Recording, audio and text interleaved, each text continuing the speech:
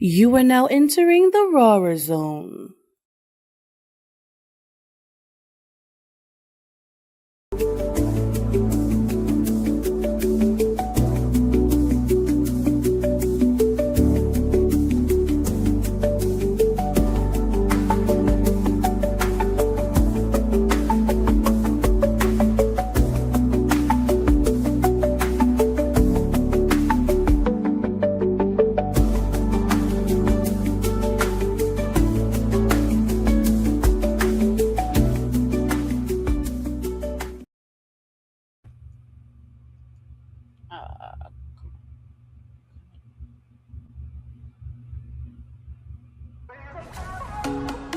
USO 82.3 FM, where the independent artists are now streaming on all smart TVs. Just add the Live 365 channel and search PUSO. PUSO 82.3 FM, where the independent artists are the stars. You're now listening to the Evening Rush Network.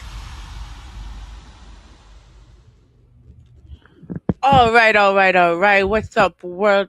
Let me get out of here. I had to show off, for a second, our illustrious guest for today.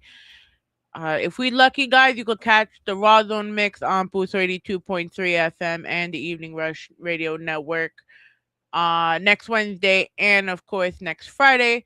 Today, we're getting into the stuff that really matters. So let's start from the beginning. I am your homegirl, Ivy, Katie, whatever you want to call me. Just talk to me nice because our guest today, Brian Romero, does not like ugly. Uh, we are here. Welcome to the Rawrrzone. You can catch us everywhere. Visit our website, www.rawrzonenyc.com, or subscribe on YouTube at Rawrrzone NYC. We are live at our radio home, the Booster 82.3 FM, every Wednesday, 8 a.m. Eastern Standard Time, and of course, the Evening Rush Radio Network every Friday at 10 p.m. Eastern. And of course, you can stream us on Spotify, iHeartRadio, Amazon Music, Apple Podcasts, and wherever you may get your podcast fix. Whew. That You would think by now I would be used to this. We are powered by the PNSBC. Shout out to Phipps Neighborhood, Andre Coney Brooks, and everyone involved with this amazing initiative. The PNSBC brings together top high school players from across New York City. The league emphasizes competition, education, community service, and personal growth, preparing players to succeed both on and off the court. And all games are streamed on YouTube at youtube.com// at PNSBC the league. And of course, follow them on Instagram at PNSBC. Right now, as we speak, the Wings Beacon Elite is facing off at with Harlem PAL in Harlem. So good luck to you guys today. But for our PNSBC schedule for week 4, Saturday, March 28th, 2026. Unfortunately, we cannot attend the games, but we can watch it on youtube.com// at PNSBC the league. You have your 12 o'clock game with Metro Motion versus the SBCC Spartans. We got the Sotomayor Jaguars versus the Wings Beacon Elite. And then, of course, at 2 o'clock, we have WC Wolfpack versus EBA Knights. It is something you really want to get involved in. It's going to be a crazy time. Remember, the Rawrrzone sent you. And, of course, tune in for all of their IG Live interviews with the Wings Beacon Elite on our Instagram at Rawrrzone NYC. Whew. We are on the road to the Give Back. Our first official Give Back event of the year will be on May 30th, 2026. If you are an artist looking to open your audience or open your talent to a new audience, be able to get promotional opportunities, to network with people that are in your industry, please link up with this. If you were part of our 2025 Give Back season, whether you donated, partnered, volunteered, or simply showed love and support, because of you, we raised $5,200 out of our $10,000 goal raised. We also gave opportunities for artists to have media interviews. They had on location opportunities, and we all do this not only for the artists. We are not only doing this in the memory of Sean Segui. We're doing this for the Sarcoma Foundation of America that advocates and looks into research on an aggressive cancer called sarcoma. It is a cancer so rare, fewer than 130 cases have ever been reported worldwide. It is a cancer that hides within blood clots, often undetected by scans, and tragically is discovered too late. In my friend Sean Seguid's case, it was found during emergency open heart surgery that ultimately saved his life long enough for him to fight a year and a half to advocate and to educate an entire community about a cancer that most people never heard of. Sarcoma is known as a forgotten cancer. It makes up less than 1% of adult cancers, yet impacts both adults and children. Symptoms are also mistaken for everyday aches and injuries and can be found in diagnoses for a lot of athletic injuries and making everyday diagnosis and treatment extremely difficult. This is why our vision matters. This is why awareness matters. This is why the mission matters. Through this give back, we raise the funds for the SFA, supporting research, and we also take the moment not only to honor Sean, not only to honor the caregivers and those that are involved with somebody that goes through sarcoma. We also honor those we lost, more people that we lost. We met Kelly 2 years ago in the Race to Cure Sarcoma in Philadelphia, and she became a friend of the Rawrrzone. She was on our show. She helped us advocate and fight. Kelly lost her battle after 10 years of being diagnosed with sarcoma and going through it. She passed away in September of 2025. Her strength, joy, and spirit continue to inspire everything we do. So if you are looking to be involved, we're always looking for more community partners. We are always looking for more sponsors, artists. Please get involved.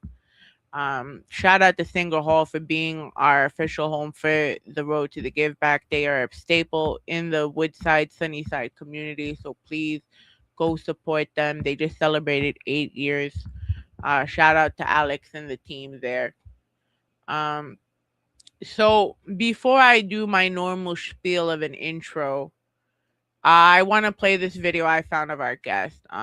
As a family, as a child of a first generation immigrant family, it's always difficult when you hear their stories about how they grew up compared to how we grew up now, and with everything passing as far as legislation, because we normally don't get into politics on the Rawrrzone, but we're seeing a lot of things happening in our backyard. And I went out with my mom one day to go get mellow groomed, and we ended up meeting this gentleman, Brian Romero, who was in the middle of the freezing cold doing a shredding event just to help people and raise awareness for his campaign. But I came across this video, and I feel like this would more depict the passion he has for helping us. And then, of course, I'll give everyone the normal spiel, but give me 1 second. Immigrants are under attack. What do we do? Stand up, fight back. All right, thank you all. My name is Brian Romero, and I'm a candidate for the New York State Assembly for District 34, running to represent my neighbors in Astoria, Corona, East Elmhurst, Jackson Heights, and Queens.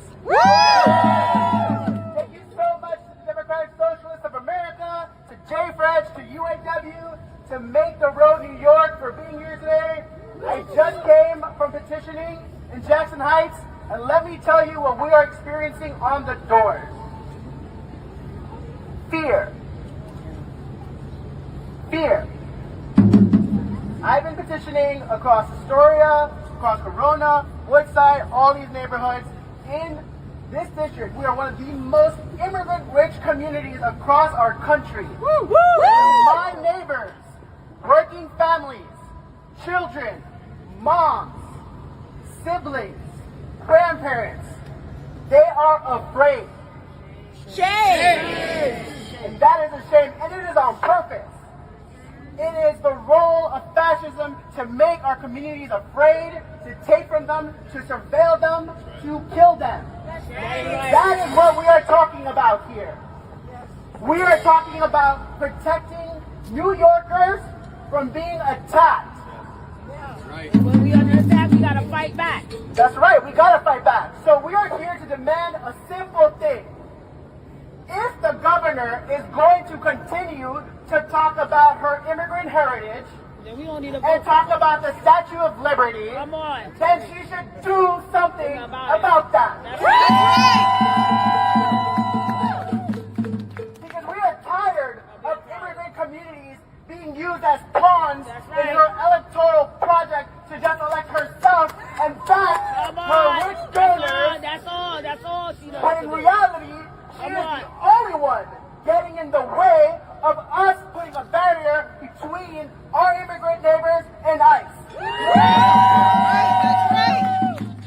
And we have seen what happens because of inaction. Minneapolis, murders of civilians. I am tired of Democrats talking about public safety when our folks are under attack and unsafe now. So Governor Hochul, we are here to tell you directly, do not come to Jackson Heights, do not come to Astoria, do not come to Corona, East Elmhurst, or Woodside if you are not going to do your job, That's right. protect New Yorkers, That's and right. pass New York for all, and dignity, not detention, exactly as they are written.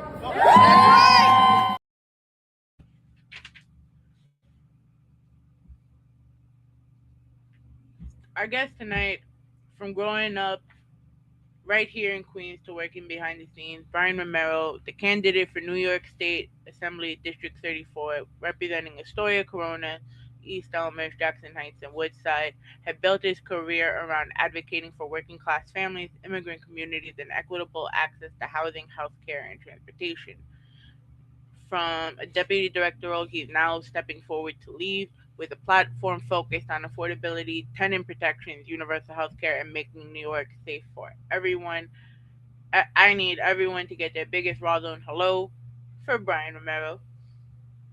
Hi, Hello, Katie. sir. How's it going? Thank you for I'm having good. me. No problem. I'm sorry. I'm a history major and I love journalism, so I actually like go in and No, it's all I do good. the detailed research. But for those that don't know, tell us who you are and also the role that you're running for, because not many people, or I want to say not ignorant, but not everyone really understands that it's not just like, okay, the Senate's helping us. There's other positions that are closer to home. Totally. Well, thank you so much again for having me, Katie, on Rawrrzone. It's so awesome to be able to be with you, and even more so to have an Astoria native amplifying the work that we are doing on our campaign, but also our work in the state legislature. So, my name is Brian Romero. I use he, him, and his pronouns. I was born in a basement apartment in East Elmhurst in the district, and I grew up in an immigrant household that was very poor. Around 7 years of age, we were homeless because we could not keep up with costs. So the reality of many New Yorkers across our city and state of being one paycheck or crisis away from being homeless is something that I've lived myself. And it's something that I deeply believe that in a city and a state as rich as ours, with so many millionaires and billionaires and corporations who are doing even better than before on Wall Street, that we should simply not have New Yorkers going to bed hungry or homeless. And so I am running for New York State Assembly, District 34. And for folks who do not know, in the state level, we have two bodies of the legislature. We have the New York State Assembly, which is 150 members across the state. And they basically are districts that represent around 145,000 people, right? Democrats, Republicans, people who are not registered, period. Then there's the state Senate, which has 63 seats across the entire state. And they represent around 330 or 40,000 individuals. So I'm running for New York State Assembly District 34, which encompasses the neighborhoods of Astoria, Corona, East Elmhurst, Jackson Heights, and Woodside. I've lived in 4 of these 5 neighborhoods, but pretty much grew up around each of them at different points in my life. I was the chief of staff to the current assembly member, Jessica Gonzalez Rojas, who is now running for state senate. And in that time, we were successful in securing universal school meals, hundreds of millions of dollars, to ensure that every child or student in every school across our state could access a free breakfast and lunch in their schools. And why that's important is because we've had that in New York City for so long, but we didn't have that in parts of Long Island and Westchester and the Mid Hudson Valley, in so many places. And so we worked very hard with the assembly member to ensure that we can get that kind of investment, because we simply believe that every student should be able to be nourished when they're going to school. We also worked on things like establishing an abortion fund when Roe v. Wade fell, because we understood that New York needed to be a leader on reproductive rights, especially at this time when those rights are under attack. And in my career, I went on to the state Senate, where I now am senior advisor to State Senator Kristen Gonzalez, a socialist in office. I'm a proud Democratic socialist myself. And in that office, the senator has worked very hard to ensure that we are regulating AI, artificial intelligence, because of its really major impacts on our workforce, on workers, but also the way in which we do life every day, right? There's a number of individuals who use chatbots, or the large language models that we're accustomed to, the chat GPTs and such of the world, for Mhm. all kinds of things. And that has taken from various industries. We've seen so many industries lose workers to AI because these jobs are being automated. So all that to say, in all of that time, I believe that I have built a kind of necessary skill set to advocate for our neighbors in all of the district on a host of different issues. And I'm really excited that I got to meet you. You saw me in action getting Yeah, I signatures did.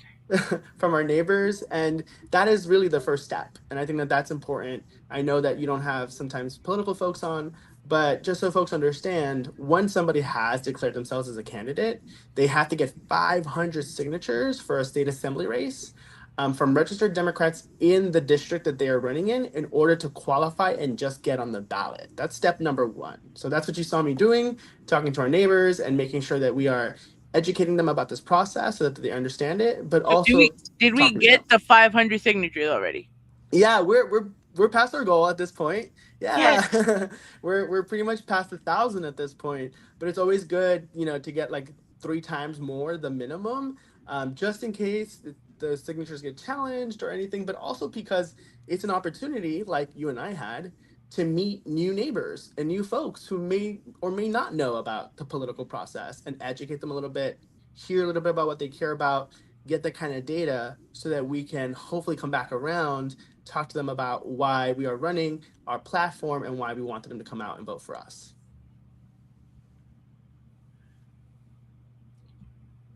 How did it feel to be running for the seat that was originally held by RDJ? Yeah, it's interesting. I mean, I told you a little bit about my history. I grew up in the public school system. So I went to public school like K to 12, and then got my associate's degree at CUNY, my bachelor's in CUNY, and my master's in CUNY. I studied to be a social worker, and I was a psychotherapist for about 5 to 6 years, working mostly with vulnerable communities, low income folks, immigrants, LGBTQ folks, working on trauma and substance use issues and other mental health issues, depression and anxiety. I didn't really think that I would find my way into policy work and then politics and government, right? I was not unlike so many New Yorkers across our city and state who thought, man, these folks don't listen to everyday people. They're not really there for us. They're not really trying to advocate for our needs. But I met Cecilia Gentili, who was a trans leader and somebody who fought for things like the decriminalization of sex work. And she said, I'm always seeing you at these rallies and protests and things with elected officials. Why are you in the mental health department? And I said, I really care about healing people's deep pain and trauma. That's something that matters a lot to me. And she said, I hear you, but I think that if you worked in policy work and helped change laws and systems, that would help heal people on a bigger scale. And it was odd. I didn't think about it in that way, but then I eventually did go into policy work where I advocated for the needs of LGBTQ communities, but also people living with HIV or AIDS at the city, state, and federal level. So I would zigzag between Albany and Washington, D.C., and come back to New York City for like 2 days and then do it all over again. And we fought for things like healthcare access for immigrant communities, but also funding at the national level so that we could work to eliminate the HIV/AIDS epidemic, but also work on things like harm reduction because we know the substance use epidemic, the drug epidemic, has been really harmful to a lot of communities. And so I did that for about 2 years, and then met Jessica Gonzalez Rojas. She asked me to be her chief of staff after she won her election, and I didn't know that I wanted to do that, to be honest, because I really enjoyed being an advocate and being on the other side of it. But I thought maybe it's the time to be a bridge for all these different advocates who are fighting for housing, who are fighting for healthcare, who are fighting for criminal justice reform, who are fighting to make sure that we don't have over policing in our communities. And so I thought it was going to be a year and I was just going to go back to advocacy. But a year became, 4.5. I'm very proud of the work that we have done. Didn't think that I would end up being a candidate. But when Jessica announced that she was running for the state Senate, we spoke, and I spoke with neighbors, and here I am before you as a candidate for this race. It's still a little surreal sometimes, but I tell myself that this is just an extension of the work that I've been doing for over 5 years, just in a different way. And it feels right in this moment to try to put myself forward, do the best that I can for our working class and immigrant communities, use the skill set that I've garnered over the couple of years, and fight like hell for our working class families. You also, with the reform that you were trying to do to help people with HIV and AIDS, you also started a program allowing to have prep for Yeah, the yeah, prep. that was legislation that I advocated for in Albany, in the state legislature, was to expand pre-exposure prophylaxis. Some people don't know this, but it is, preventive medication that one can take to avoid the transmission of HIV from one person to another. It's highly effective. It has helped us in reducing rates across the city and state in our communities of color and our low-income communities, and even our communities where people use drugs. And so I advocated for the expansion of that, as well as post-exposure prophylaxis, which is what someone can take after they think that they or believe that they have been exposed potentially to HIV, as a way to prevent that further transmission. So yeah, those are pieces of legislation that I advocated for, things like that. Things like ensuring that veterans who were LGBTQ and who left the armed forces and wanted to access their benefits but couldn't because they had been dishonorably discharged, we were advocating at the state level to make sure that the courts could change the documentation after we repealed Don't Ask, Don't Tell, to ensure that they can actually access their benefits. And things like gender neutral bathrooms, because we know that trans folks and people who are non binary deserve to access a restroom just like anybody else in our city and state. Sorry, I have like all these notes here. No, it's okay. The other thing that we worked on that is still very much dear to my heart is a piece of legislation called Coverage for All, Yeah. which is legislation that would allow us to provide healthcare access to undocumented New Yorkers, because depending on the types of status they have, sometimes they may not be able to access healthcare in the same way that myself or others can. And so I've advocated for that for a number of years. We've not been as successful on that front. We've had some changes. We've been able to secure some healthcare access for people above the age of 65 or individuals who are pregnant. But I firmly believe that healthcare is a human right. We should be able to all access healthcare, regardless of our immigration status, regardless of our employment, regardless of where we live. And so that's something that I've been very passionate in advocating for as well. As a leader right now, especially with immigrant rights, how are you feeling about what's really happening right in our backyard? Yeah, I mean, you played that video in the beginning. I was angry. I'm still angry. I again, my parents came from Colombia with very little, but with a dream to raise a family here, provide them opportunities. And we have not lived up to that dream in our city, in our state, in our nation, right? Immigrants are under attack more than ever. Civilians are under attack more than ever. And I'm in these group chats, under Hands Off New York City, which is a initiative across our country, really to educate everyday folks on how to push back on fascism and the oligarchy and the Trump administration and ICE. And these chats go off throughout the day of people seeing ICE in the community. They either take pictures of them, the car or the plates or these people in vests, and they are increasingly coming to our neighborhoods. And it is very scary. My mom, even said some weeks ago, or some months ago rather, she said, am I a danger of them detaining me and deporting me on site, even if I have citizenship? And maybe in the first administration or even before that, I would have said like you're gonna be okay, like just carry your ID on you. But I didn't know what to tell her in that moment. Because the truth is that ICE has become an anti-civilian force that doesn't care about anyone. They simply want to push forward this white supremacist agenda to erase immigrant communities, those who are allies to them, family members. They've killed people in Minneapolis, as I said in that video. And it's truly scary and it's dangerous. And it is an affront to our democracy and our way of life. And so I am scared. I am angry that our families and neighbors are scared to go to their own, delis, to drop off their children, to go to work, to go to school. No one should have to live with that fear in their own neighborhoods, in their homes. And one of the things that I was saying in that video too was part of the process is getting these signatures, right? And so I will knock on doors basically every day. I'm out there knocking on doors, talking to our neighbors about our campaign and why we are running and trying to get them to sign for us so that we can qualify to get on the ballot. But I've been experiencing a lot of hesitance and fear and distrust. And I sometimes hear folks on the other side of the door who are, maybe watching TV or cooking or cleaning or something, or they're talking to each other. And once I knock on the door, even though it's a friendly knock, I'm very intentional about the way that I knock. It's like a dun, dun, dun, dun, dun, dun, dun, like a friendly kind of knock. They're still not answering, and I can hear them on the other side. And part of it is they're afraid to open their own doors. They're afraid of who is on the other side of that door, and that they will be pulled from their own homes, from their own families, that they don't know what will happen to their children or their parents or their other neighbors if they open those doors. That is on purpose.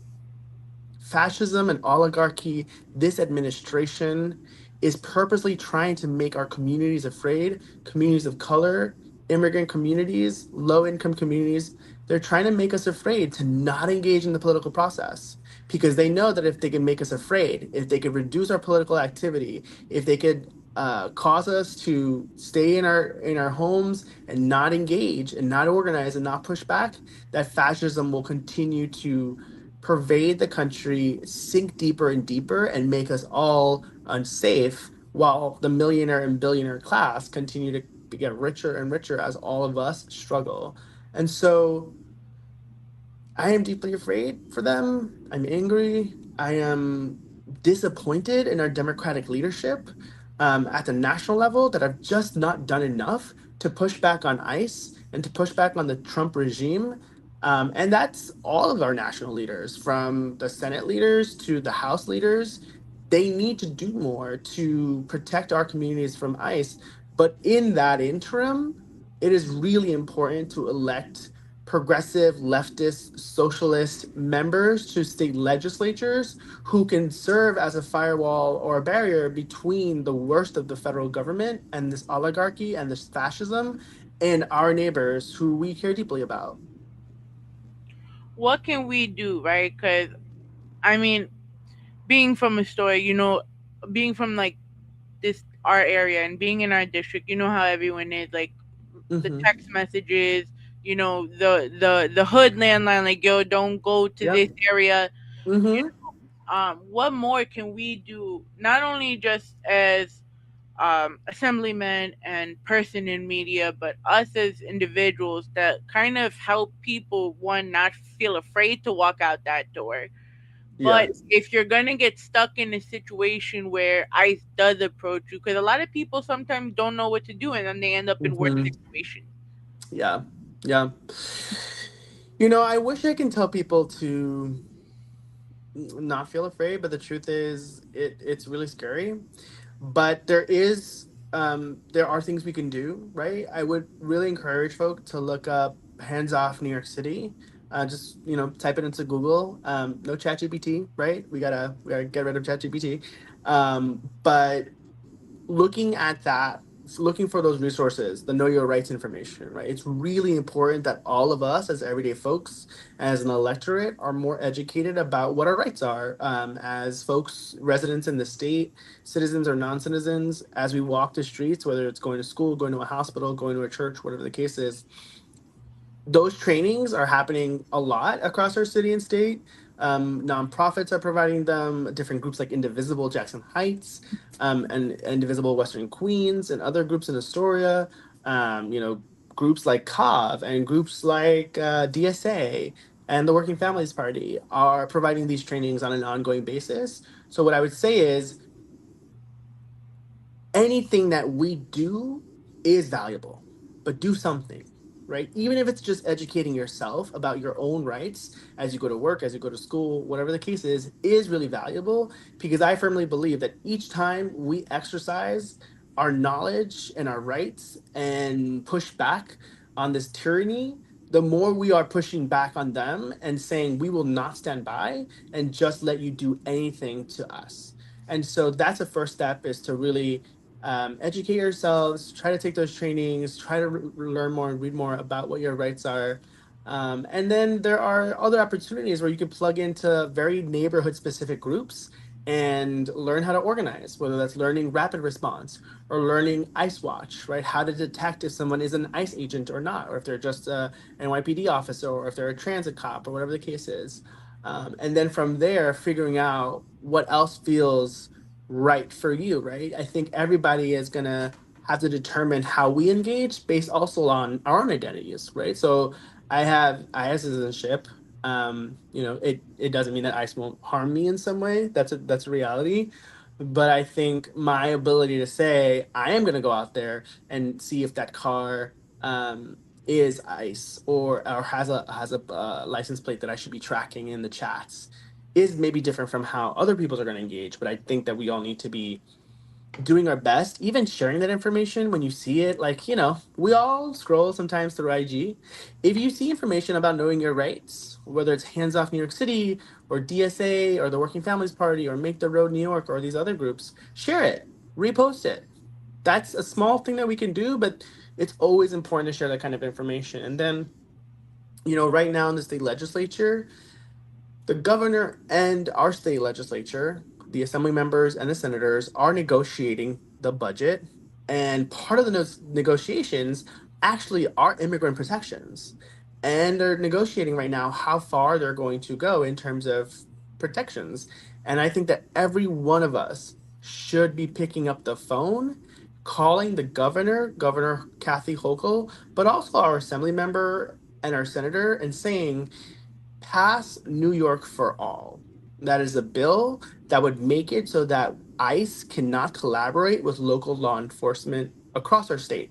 And that's important because right now, if the federal government wanted to activate local law enforcement and turn them into ICE agents, they could do that. They could share information back and forth about people's whereabouts, et cetera, where they're going, where they're accessing services. So we really need much more of a barrier between our immigrant communities and everyday residents and ICE. So please look up Hands Off New York City, educate yourself about your rights, pick up the phone, call your assembly member, call your state senator, call the governor, tell them to pass New York for All. It's deeply important, even if it's just that, right? We don't have to be super seasoned advocates or anything. You don't have to work for an elected official or anything like that. Simply just Google, New York State Senate, New York State Assembly. You will find that there is a link there that says who is your assembly member, who is your senator. You put in your address. It will tell you who your state senator and assembly member is. There'll be a phone number there. Call them and tell them, my name is Brian Romero. I live at this address. You don't even have to provide an apartment number. You could just sometimes provide the address. And you can say, and I'm calling to make sure that our assembly member, our senator, the governor fights for immigrant communities and passes New York for All this session, because we cannot let ICE into our neighborhoods to hurt our neighbors, to hurt us. We need action now. how are you able to keep up with all your constituents? Because I'm lucky. You actually answered my Instagram message because I was very surprised. I'm not gonna lie.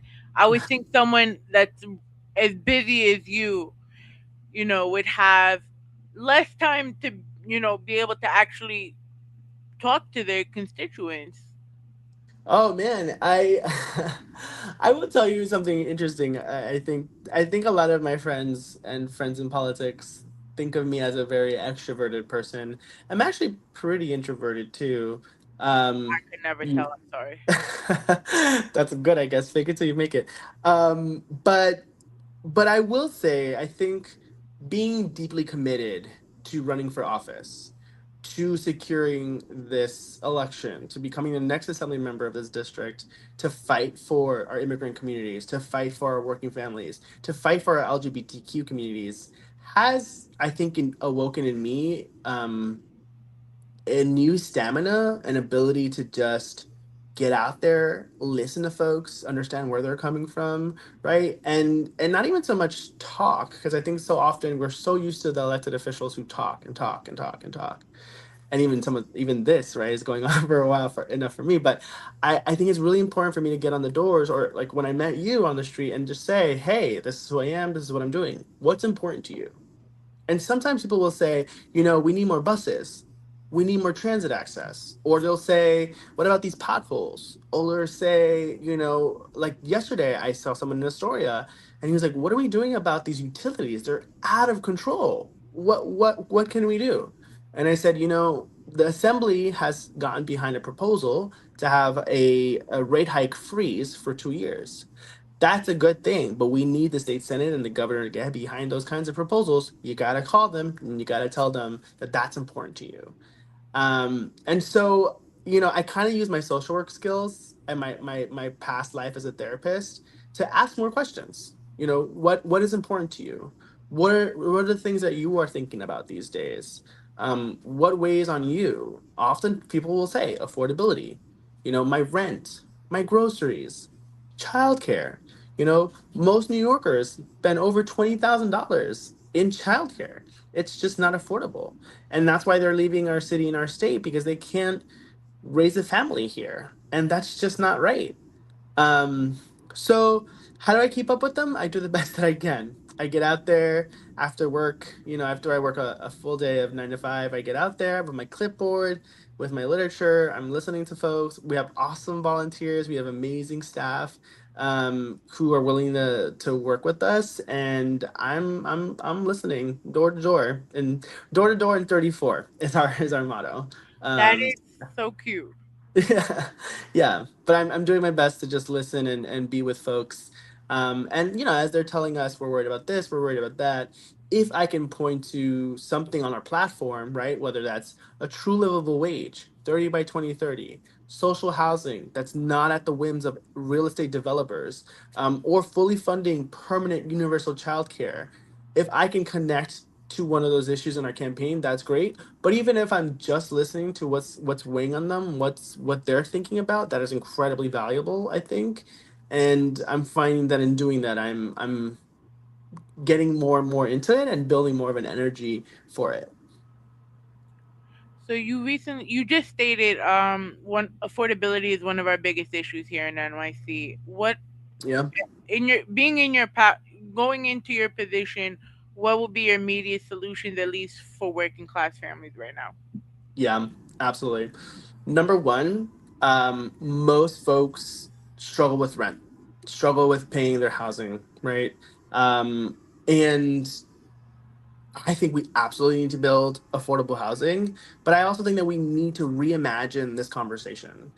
I used to be on the community board. For folks who don't know, community boards are the most local form of government. It's about 50 members on a community board, and I was on community board one in Queens, which is Astoria, in different parts of Western Queens, and Astoria.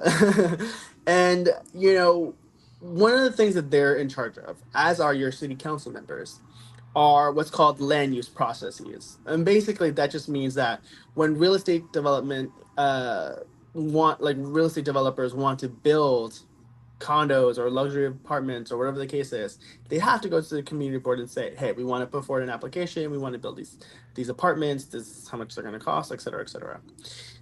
And too often we would have these different developers come to us and say, we want to build this, but only 10% could be affordable housing, or only 15% could be affordable housing. And then you ask more questions, you find out more about that proposal, and you're like, this is not actually affordable. Who could live here? Not the immediate people in that surrounding neighborhood. I lived in NYC for a long time, and there were many big projects. One was called Innovation Queens, and I organized with my neighbors to push back on it because when we really looked at the affordability, quote unquote, there was no way that people from NYCHA or the surrounding areas were going to be able to afford those apartments. And so time and again, we are met with this imbalance in these conversations where real estate developers are like, we'll give you 10%, maybe 15%, sort of affordable. And that's not right. So there's a bill in the state legislature held by an assembly member in Brooklyn, a Democratic Socialist, Emily Gallagher, which would create a social housing development authority.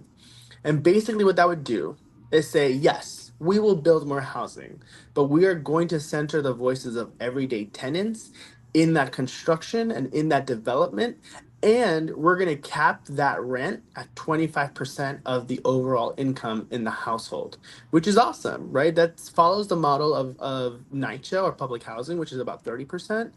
And that's really important because most New Yorkers now are spending like 50% of their overall income on housing. That's just not sustainable. How could you spend about 50% of your income on rent and then groceries and then childcare and then transit and then all these other things? It is so hard. Working families are struggling to stay in our city while we are accumulating more millionaires and billionaires than we have had previously. That is a huge problem, and that has led to the biggest wealth inequality and gap that we have seen in our city and state in a very long time. And so housing is deeply important to me. I think we need to pass that legislation and fundamentally change the conversation about housing access and affordability in our city and state.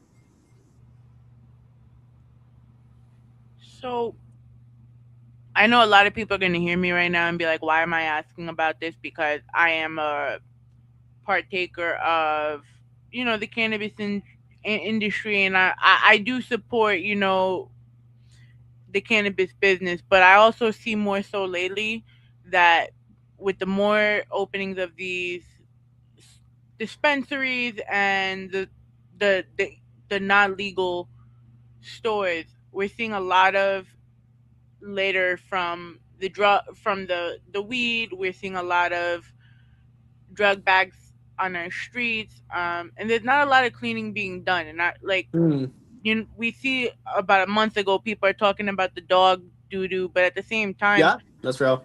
like I agree with it because I don't like stepping in dog doo doo either. But at the same Right. time, all of this garbage is still being left around our area.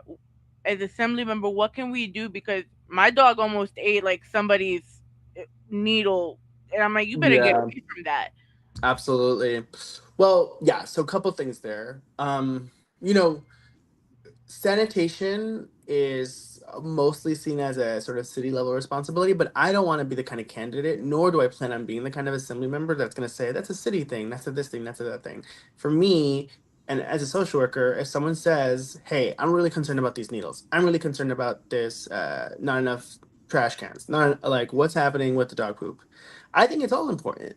Right. I think people who are really connected to their communities, I mean, I see it too, and it's not okay. I think that that means that in this time, and for folks who are paying attention, we have a New York City budget, or our New York City budget process is underway right now.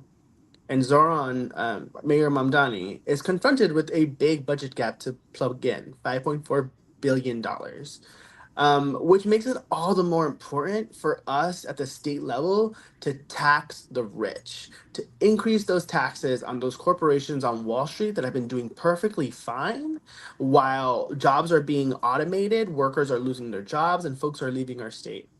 It's also really important that we tax the wealth of these billionaires and millionaires that have only gone up in numbers. If we do that, we will have more revenue to bring down to the city so that we can have more sanitation, more garbage cans, right? More cleaning up of our streets, a better quality of life. The thing about the needles is real also.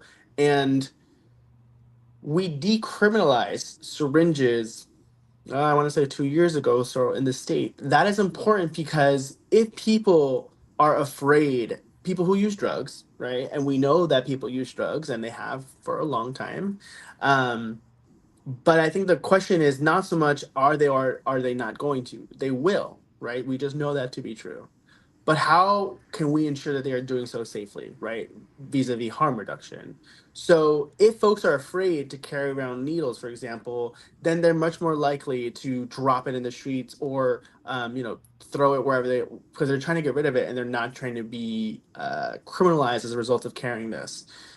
So even though that was important, I also think at the same time we should start to think about, can we set up uh, specific kinds of garbage cans. They have this in different cities across the country, where if you have a needle or you use drugs or other cases, you can safely dispose of them there, and we can get rid of them in a way that is safe, without criminalizing people simply for using drugs.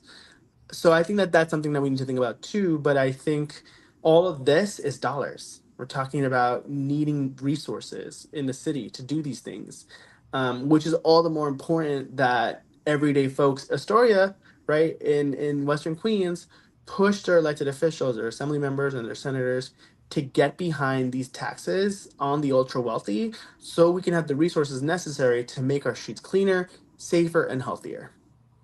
Do you feel like our district has enough resources?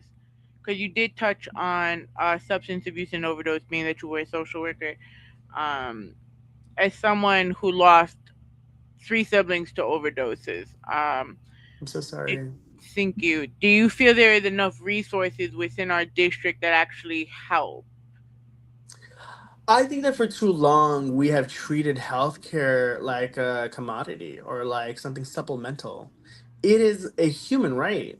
It is essential. And in so many countries across the world, it is treated that way.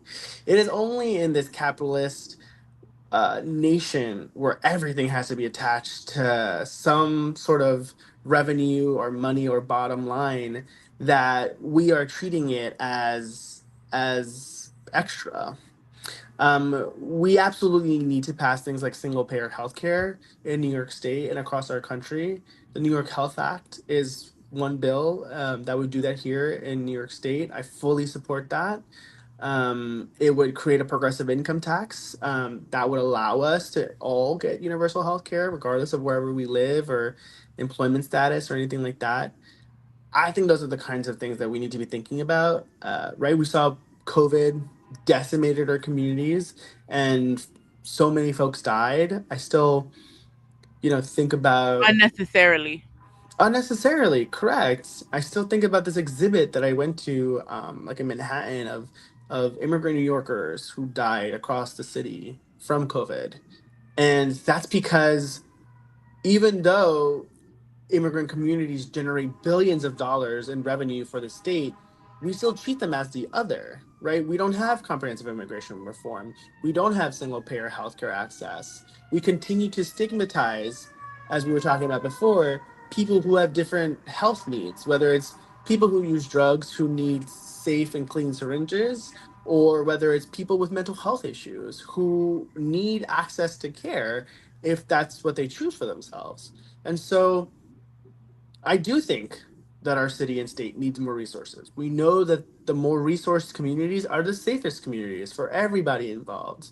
And so I think that what we are talking about on this campaign, where we are talking about as democratic socialists, is a city and a state where we can redistribute that economic power to everyday folks like you and I to ensure that we have our basic needs met, whether that's healthcare, whether that's housing, whether that's childcare, whether that's food.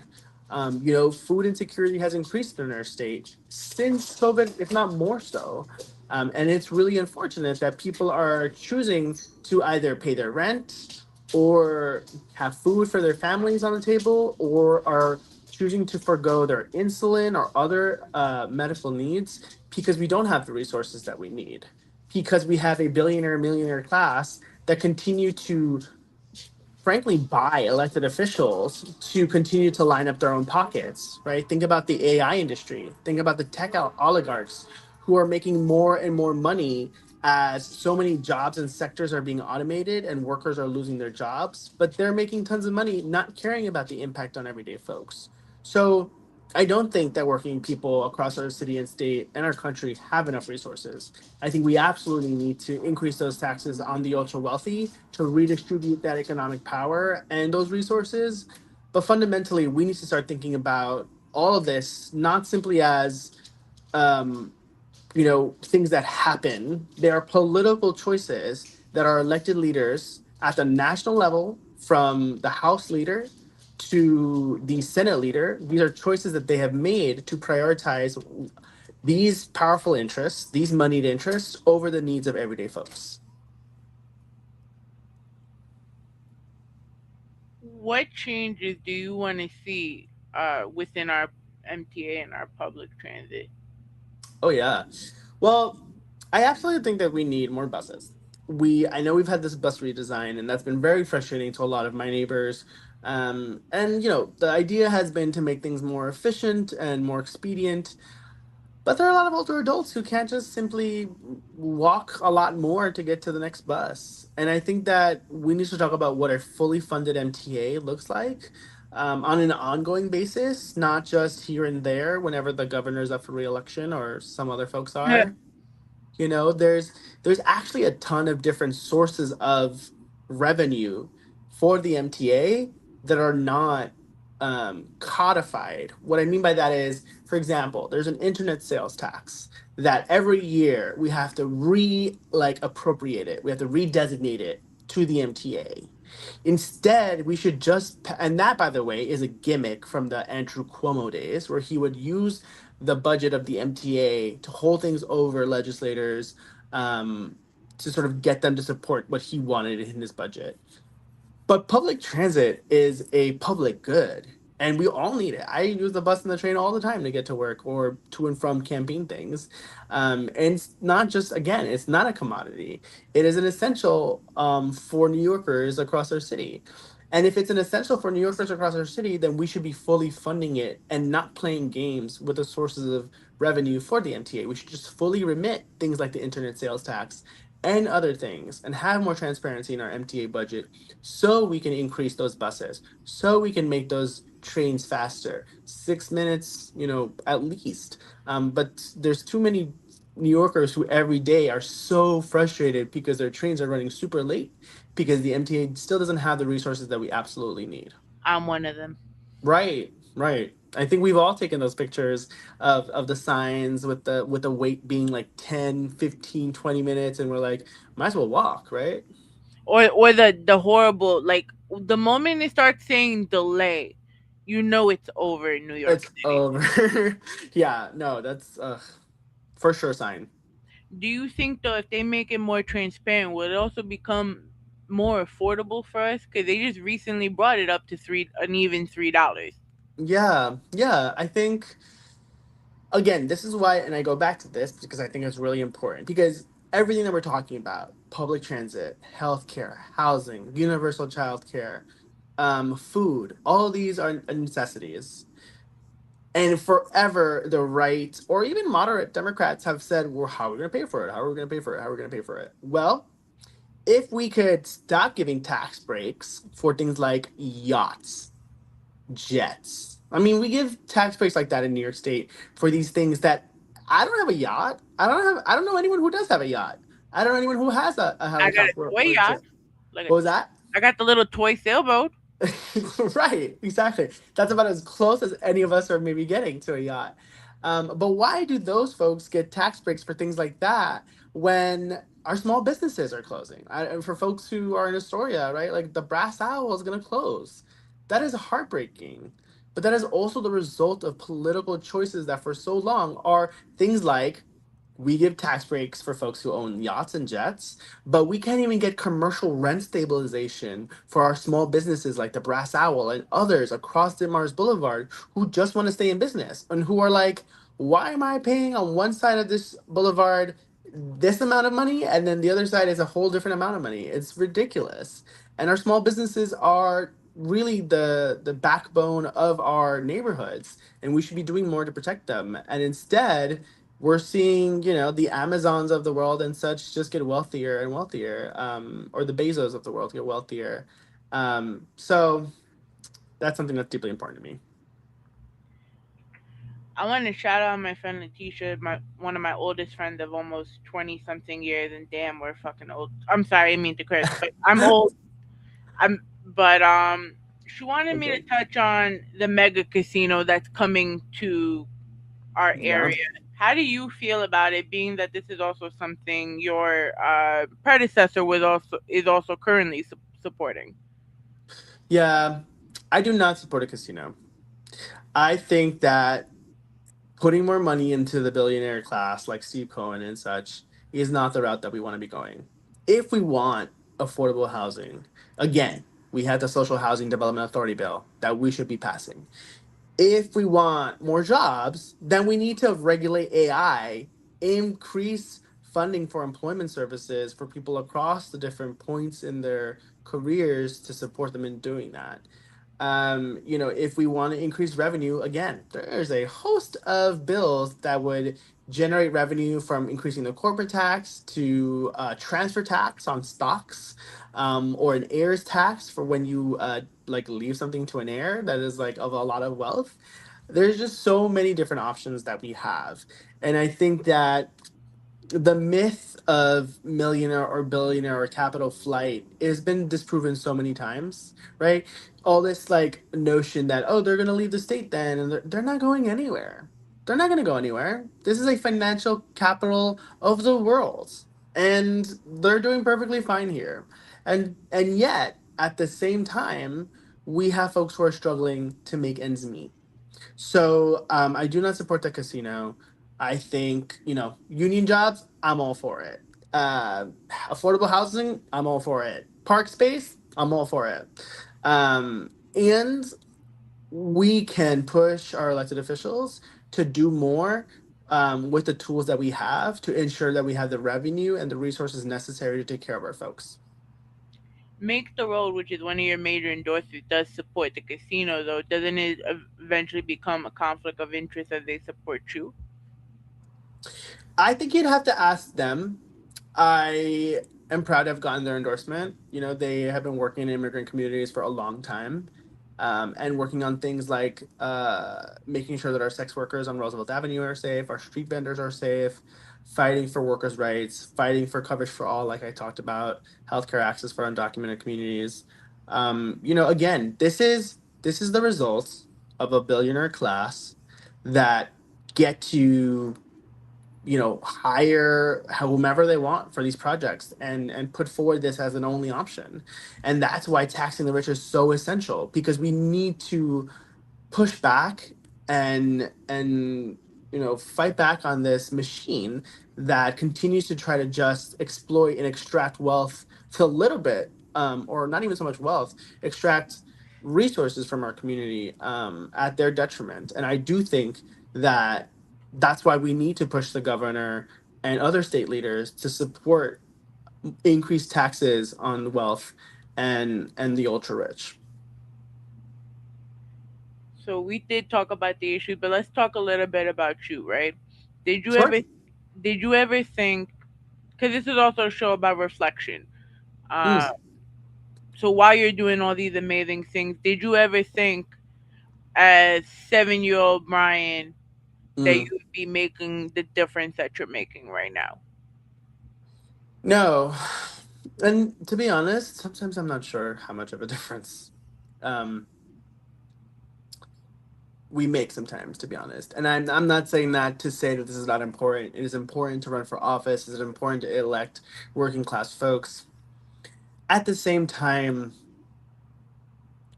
we need fundamental change. We need elected officials who are not at the whims of their donors, whether it's the millionaire or billionaire class, whether it's the real estate industry, whether it's big pharma or police money or any of these things. Um, but it does matter when we elect more of us into the state legislature. At 7 years of age, I was homeless. I was sleeping on my aunt's couch. I was falling asleep at school. I was anxious all the time. I was crying myself to sleep. It's a reality that over 100,000 students across our city experience every night. It is heartbreaking. It is wrong, and it is a choice.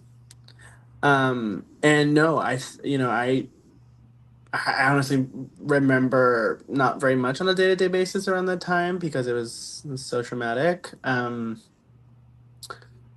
But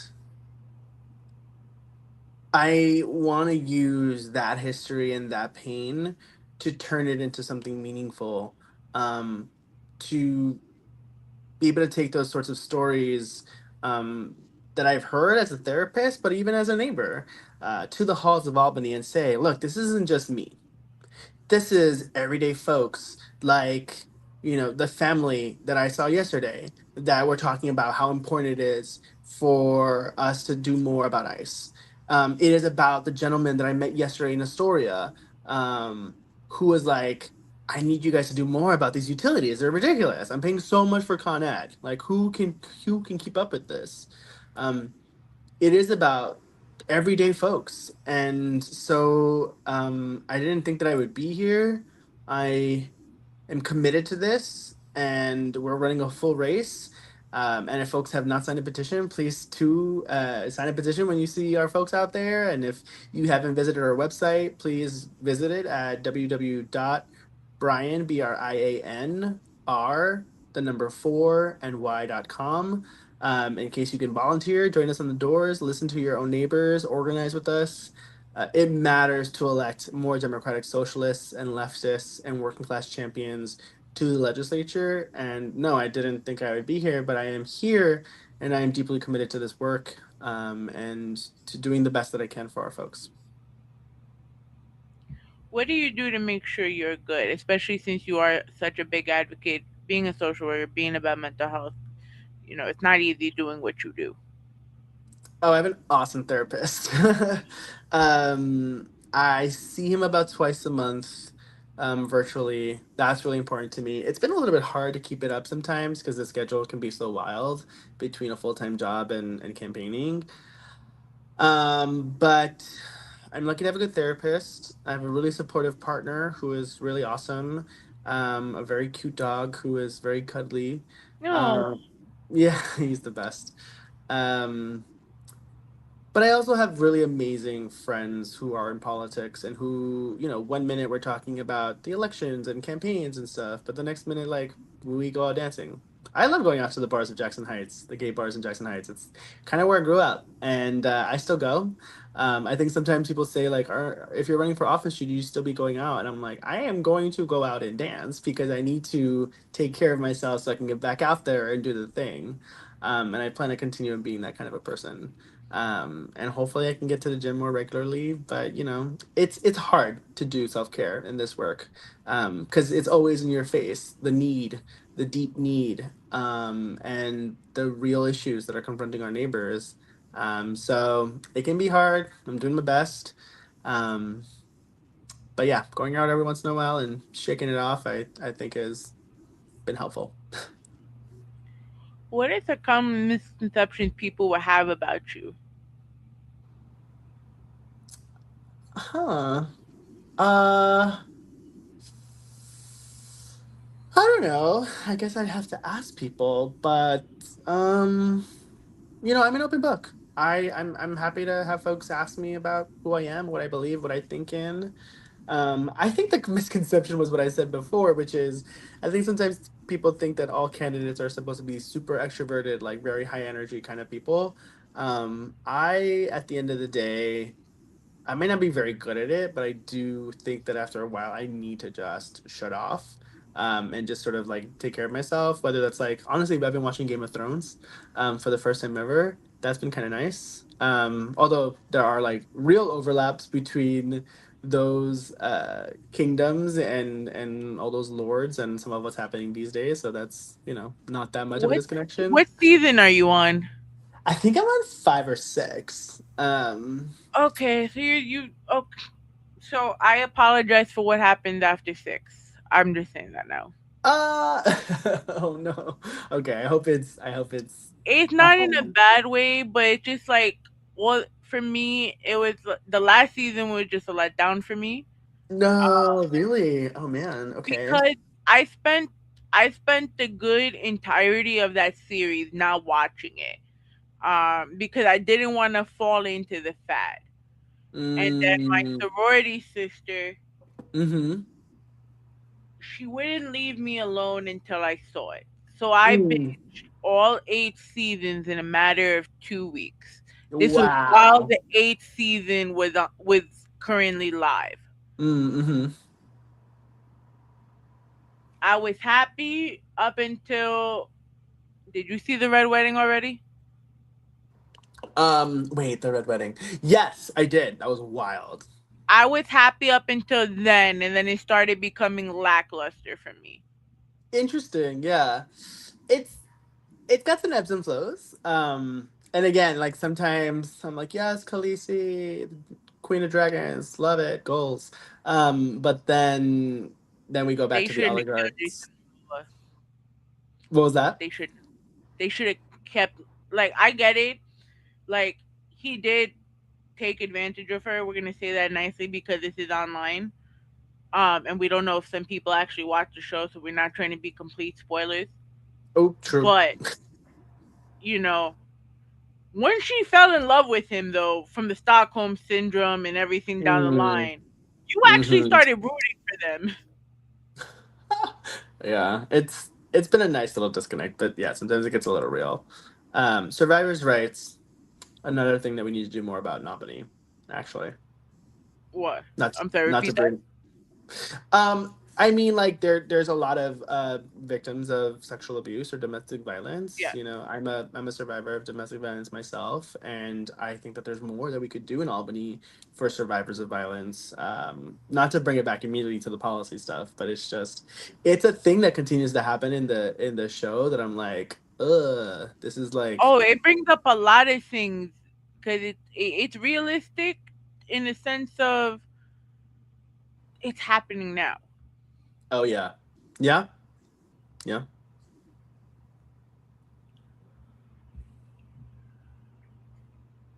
And you are right. There is not enough that's being done for sexual abuse victims, domestic violence. But I also feel like when Roe v. Wade got overturned, Mm-hmm. I feel like it took down the validity and the importance of actually doing something.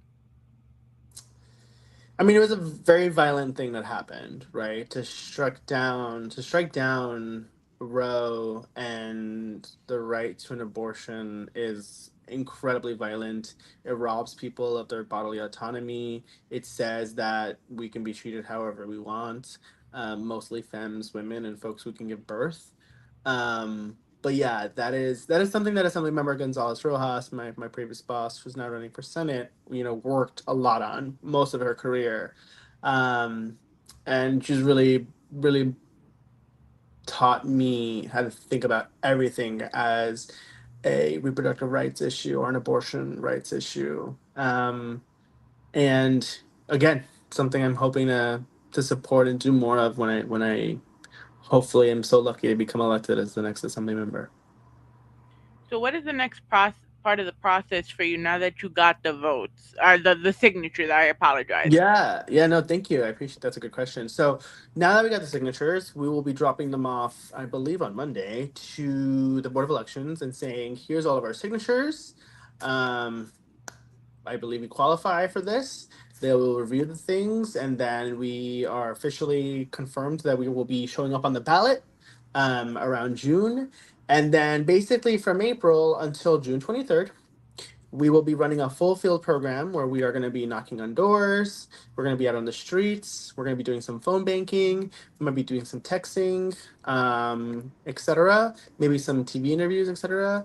to talk to folks about our platform, where we want to protect our immigrant and LGBTQ communities. We want to make our borough, city, and state more affordable, whether that's a true livable wage, social and affordable housing, universal childcare that is permanent, and we want to tax the rich. So we will be out there, our awesome volunteers, our incredible staff, right? Shout out to Monica and Ria and Jeremy and Mia, who honestly I could not do this without. And we'll be talking to our neighbors about why we think we are the best situated candidate to be the next assembly member and how we're going to fight for them and continue to build this coalition of political groups and labor unions and neighboring elected officials who believe in our vision for a more affordable Queens where we can all thrive. You know, I've been so I started like just my collegiate journey. I was uh history major in college, and then I put myself through work, through school, through working in nightclubs, working in entertainment, doing Mm-hmm. stuff like that, right? But it came to a point where I've like been so immersed in it, where now sitting Mm-hmm. here and talking to you, you know, it makes me realize, that I'm not as involved with what's really going on with the world around us. So I want to thank you for putting a light on to what's been going on in our communities, because it is more than just what all of this is bigger than us at the moment, and Mm-hmm. we need all the community support we can get. I work in the Bronx, so I see these kids Mm-hmm. that are suffering, whether it's abusive homes or it's, Mm-hmm. you know, Asthma. just even just they're depressed because they don't know how to regulate their own feelings because there's not enough resources for that. Mm-hmm. And just being a working in a community center like I do and seeing that we're struggling because of the future legislator, changes in DYCD, everything that's Mm-hmm. happening, and you're sitting here, you're telling us this, more, and I'm really, it makes, I want to urge everyone, if you did watch this interview, to go look into what's really going on in your communities, because it is more than just, the parties, which Jackson Heights does have the best gay bars. I'm just saying, bar none. It does. But but we also need to go save Fresco's Cantina because they're Yes, going through it. totally. Like, Totally. Yeah, and they're having something on the 29th. If folks can come out and support, there's a GoFundMe. I think I have it linked up in my social media somewhere, but if not, we'll do that. We could always visit, look for them. Fresco's Grand Cantina on IG. They have a GoFundMe up. But yeah, we need to be more involved in our communities and supporting our folks. And that's, Brian Martinez is the owner there. It's an LGBTQ Latino owned business. We want to keep them in our neighborhood. and But he always gives back to the community. always, he's so awesome. Always. Like, first of all, he made it cool for my part of Astoria, cause that area by LIC High School, Yeah. uh, Yeah. Sanford, all of that. There, Mm-hmm. it Mm-hmm. was a rich. Cause I'm Greek. I grew up to a Yeah. predominantly racist neighborhood. So to see, Mm. we have Icon down the block, we have Fresco's Yes. Yes. Cantina. So it's amazing to see the progression in our area. So we need the Totally. help, and he helps the independent artists. He throws shows. He unites his community. Totally. So Yeah, and to um your point, one other thing that I just want to plug maybe before we end here tonight is, it is really important for sure for folks to run for these state legislative seats, Assembly and Senate. But it's also really important, like you said, to get involved at the hyper local level. So we have some amazing candidates that I am running with and supporting, like John Scott. Actually, he's right here, who is running for state committee. We have Andres Miguez, who is running for district leader in Astoria. We have Carolina Korth, who is also running for district leader in Astoria and Jackson Heights, the same neighborhoods. I want to encourage folks to vote for them too and support them because we fundamentally have to reform our Democratic Party to listen to everyday folks while we're also pushing at the state level to do what we can. So thank you for saying that. And yes, we have to be engaged at the local level, and we can do that. So, Brian, I asked this last question to all my guests, right? When it's all said and done and you close your eyes for that last time, what do you want to be your legacy to be remembered for? Oh, I feel like I've gotten this question about legacy before. Um, I don't know that I have thought about that very much. I just want to fight for our folks now more than ever. It feels like the right time. I have to be honest. Like when Go people ask me to do this, I was like, guys, I'm tired. I've been doing this for over 5 years, and government is not easy.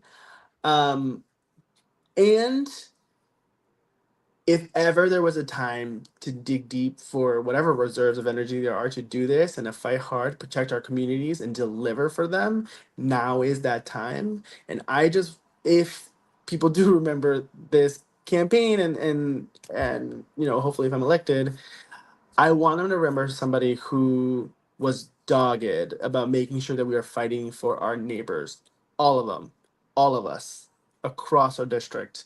No matter who you are, where you came from, whether you vote for me, whether you don't vote for me, whether I meet you or I never meet you, whether you're Republican or Democrat, I want to make sure that we are fighting for all of our neighborhoods and delivering for them. I think I had the experience, the values, and the history there, and I'm going to work very hard to make sure that I do that. Well, I'll definitely now, especially now that I get to talk to you more, I'll definitely be supporting more. Thank Um, you. Thank you for what you're doing for our community. Thank you for being the only politician I've seen in the last couple of days that actually recognized Greek Independence Day and Greek Of Heritage course. Month. So I want to thank you for that. Always. 'Cause I, again, I love all my cultures, Yeah. but there's not enough recognition for the Greek community. Yeah. I grew up Unless in you're North Astoria, so I love our Greek neighbors. I eat at the restaurants all the time. And yeah, happy Greek independence to all of our folks. Also, happy Bangladeshi Day to our yeah, Bangladeshi community because that's today. So Queens is the best, truly. I love our little melting pot. But we are gonna see each other on May 30th. Yeah, That'll looking be forward to it. that'll be right before that's the actual election starting, or that's Election is June 23rd. so right before the election. So I'm very looking forward to seeing you there. Yeah. What's going on for you as far as where they could find you, any events you want to shout out? Yeah, thank you so much. Again, you can visit us at www.brian, BRIAN, the number 4, ny.com. You could also follow us on social media. It's the same handle. It's at Brian, BRIANR, the number 4, NY. Follow us on social media, whether that's X, IG, Blue Sky. You can find us on Facebook too. Get involved, stay connected, and we look forward to seeing you on the streets. Guys, we are one episode away from our season finale. We're getting ready for 9 years of Welcome to the Rawrrzone. Follow us everywhere at Rawrrzone NYC, www.rawrzonenyc.com. We'll be back Monday with Rainstorm. Please support Brian Romero. Please support our give back. Please support the shows on Yes. the network. We got Neighbors, we got Gorilla Talk podcast, we got the Ivy Talks. We also work with different blogs. Get involved with them. Get involved with the lesson of the day. Get involved with your local legislator. Be available for your community because you never know what's gonna happen next. Whew. And I did this interview and only cursed once, so I feel like that's a whole accomplishment. Amazing. Thank you so much for your time, Katie, and thank you to Thank you everyone. so much for Support Law Zone. thank you so much for putting up with me and my It was nervousness. awesome. And You're um, great. I close this out with a very it's motivate. It's a very motivating message, but it will make you laugh. So I leave this with everyone tonight.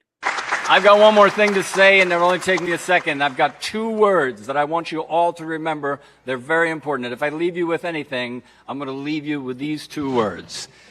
And those 2 words are, I'm Batman. Good night. Good night.